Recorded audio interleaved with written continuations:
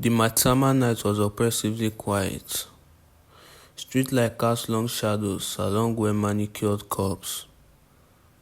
In one of Abuja's most affluent districts, Inspector Ibrahim Danladi kneeled over a helpless body on a marble floor. The victim was his friend, Emeka, an investigative journalist. Emeka's eyes stared blankly at the ceiling of his upscale Maitata apartment. Ibrahim's hand trembled as he gently closed Emeka's eyes, a gesture of final respect. In that solemn moment, Ibrahim vowed to find whoever was responsible for this brutal crime. Emeka had been chasing a dangerous story about corruption at the highest level of government. Weeks ago, he had whispered to Ibrahim about incriminating files on a powerful Senator Adeyemi, hinting at illicit deals in the National Assembly background. Now Emeka was dead, silenced before he could reveal the truth. Ibrahim's jaw clenched as the weight of loss and duty settled on him. This wasn't just another case. This was personal. He would get justice for Emeka, no matter the cost. At the FCT Police Command headquarters in Garki II, Ibrahim sat in a cramped office, surrounded by case files. The air smelled of paper, dust, and a heat of desperation. He reviewed Emeka notes that had been recovered from the crime scene. They outlined a trail of bribes and threats linking Senator Adeyemi to a missing government contract, a big scandal enough to bring the mighty to their knees. It was easy why someone might want Emeka dead. Ibrahim's colleagues filtered in. Ibrahim's boss, Commissioner Bala, barged into the office. Danladi, I'm giving you this case because I know you were close to the victim. But be careful. If a sitting senator is involved, the pressure will be immense. Ibrahim nodded yes. Hardened with resolved. He assured the commissioner and himself that he followed the evidence wherever it led. As the commissioner left, Ibrahim started pinning crime scene photos and notes on the bulletin board. The hunt for the killer was on, and Ibrahim intended to scour every corner of Abuja, from the halls of Garki to the bustling street of Wuse. By afternoon, Ibrahim found himself navigating the energy of Wuse district. He headed to Wuse Market, believing that answers often locked in unexpected places. Emeka's investigation notes mentioned a source here, someone with knowledge of Senator Adeyemi's dealing, who was too afraid to come forward publicly. Deep inside the zone of stores selling electronics and pirated DVDs, Ibrahim met Bello, a tech-savvy informant who ran a small phone repair kiosk. Bello had been Emeka's ally, helping the journalist track suspicious phone calls and messages. Nervously, Bello recounted the last conversation with Emeka. He said he had proof on a flash drive, something huge about the senator. We were supposed to meet tomorrow, Bello stammered, glancing around if unseen ears might be listening. He handed Ibrahim a clumped slip of paper with a location, a warehouse in Wuse Zone 5. It was where Emeka hid backup evidence. Ibrahim's heart pounded. This could be the break he needed. If the evidence was intact, it might directly tie Senator Adeyemi to Emeka's murder, or at least to the corruption scheme Emeka had uncovered. That evening, Ibrahim slipped into the warehouse. Through beams of a dying sun filtering in, he found Emeka's hiding spot, a loose brick in the wall. Behind it, the promised flash drive. He plugged it into his laptop, the screen illuminating his face in the dark. Folder after folder of damning documents loaded, wire transfers, confidential memos, and even recorded phone calls. The senator's deep baritone voice played. discussing how to handle a pesky journalist. Ibrahim's chest tightened. It painted Adeyemi not just as a corrupt, but as someone who had considering silencing Emeka. With this, the case against the senator was solidifying. Yet, as he reviewed the files, Ibrahim's face remained unreadable in the gloom. He pocketed the drive carefully. The next day, Abuja buzzed with news. Word had leaked that Senator Adeyemi was under investigation for Emeka's murder. The three-arm zone, housing the National Assembly, Aso Rock, and the Supreme Court, was swarming with whispers and unease.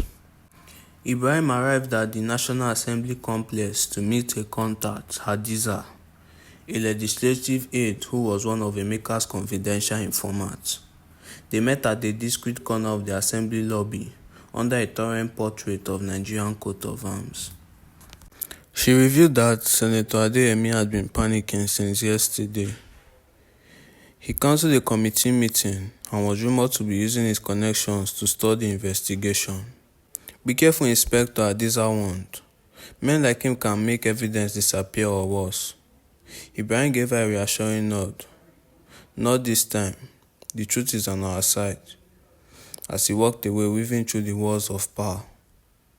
He looked every bit the determined officer of the law. Colleagues and officials gave court of nod of respect. After all, he was on the verge of bringing down a Goliath of Abuja's political elites. Late that night, the pursuit came to a head on a tail-lined road in Asokoro, not far from the presidential villa. Acting on a tip, Ibrahim had learned that Senator Adeyemi was attempting to flee Abuja under cover of darkness.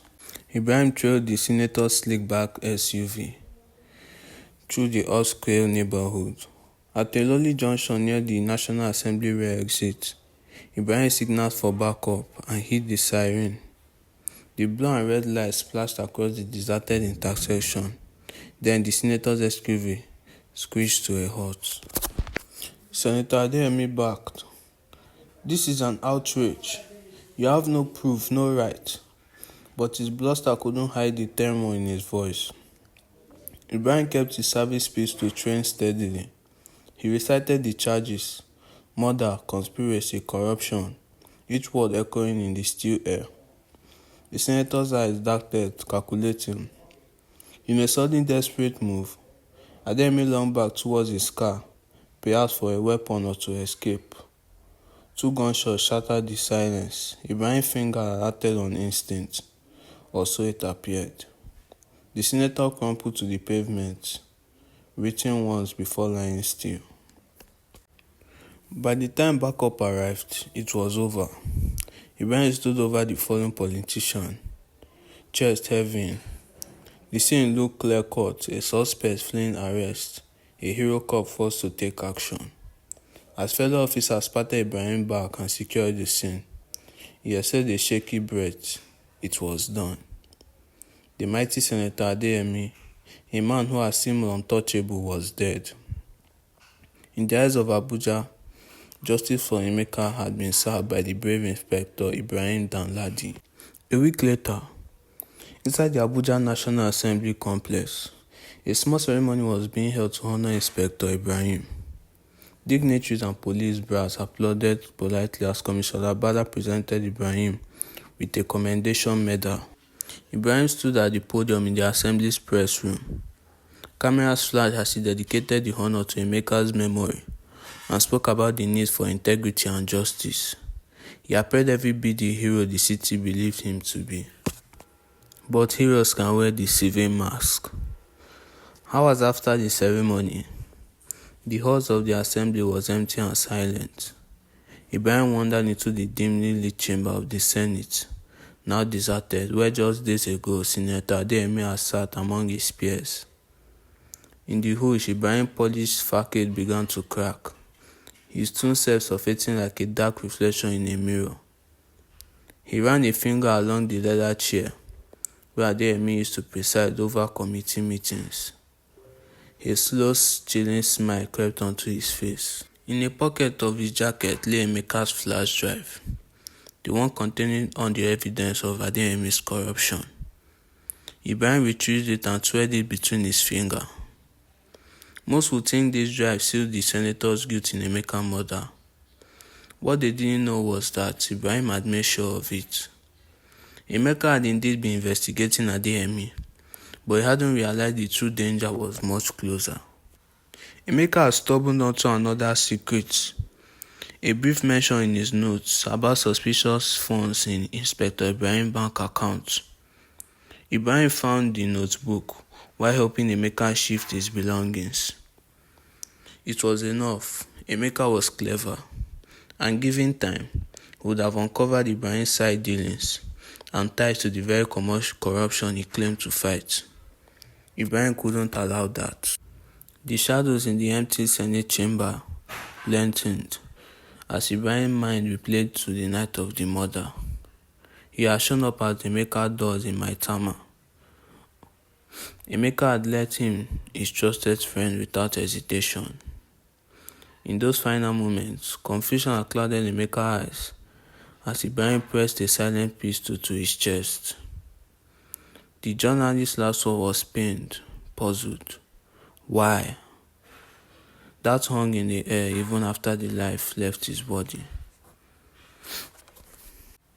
Ibrahim never answered him. Instead, he had methodically staged the scene to point suspicion towards the powerful enemies Emeka had made. It was almost too easy. Adeyemi was indeed corrupt, but he hadn't ordered Emeka's murder. That was Ibrahim's own betrayal. Ibrahim pocketed the drive and stepped out into the night. No one would ever know the truth, he thought. The city slept safer in the illusion that the bad guy was caught and the good men still paroled the street. The true villain had won, and the most haunting part was that everyone had cheered him on while he did it. Your closest friends can be your worst enemy. Be careful of who you trust. Please like and subscribe to my channel, and thank you for watching.